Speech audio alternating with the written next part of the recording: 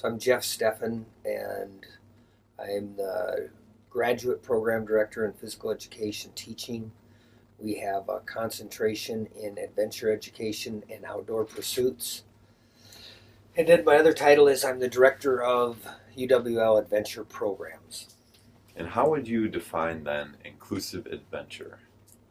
The term I tend to use more than inclusive is the word universality, um, which is recognized by ACCT, the Association of Challenge Course Technology. They have a subcommittee, and basically the concept is we're running programs for all kinds of people, regardless of their physical and mental abilities.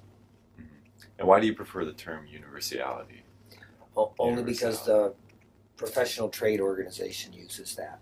Okay. So, in what ways are adventure activities made inclusive?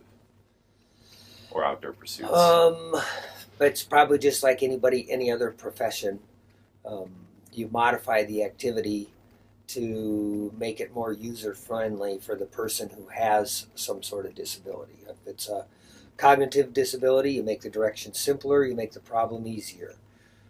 If it's a physical disability, we probably will do something with technical gear, create a mechanical advantage so people can overcome gravity if they don't have any legs or arms, or their arms or legs don't work normally. So it's usually some sort of technical adaptation. Same thing with kayaking, canoeing. We just make modifications based on the individual's needs. Is there any specialized training that's needed for facilitators? There could be. I'm just not aware of any national certification around universal programming. It's more of a philosophical concept than a certifiable skill. Makes sense.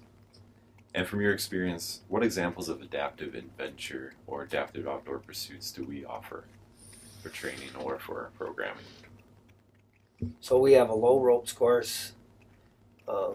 You can see that we've gone down to the course, make modifications from the traditional element so that people in wheelchairs can participate. We recreate the games. We also have a high ropes course that we had a vendor come in and retrofit. So we've got a swinging arm. This person doesn't have use of his legs, and we create a pulley system off that swinging arm. And then we specifically had a couple of our elements built so that people in wheelchairs could do the activities up in the air just like anybody else.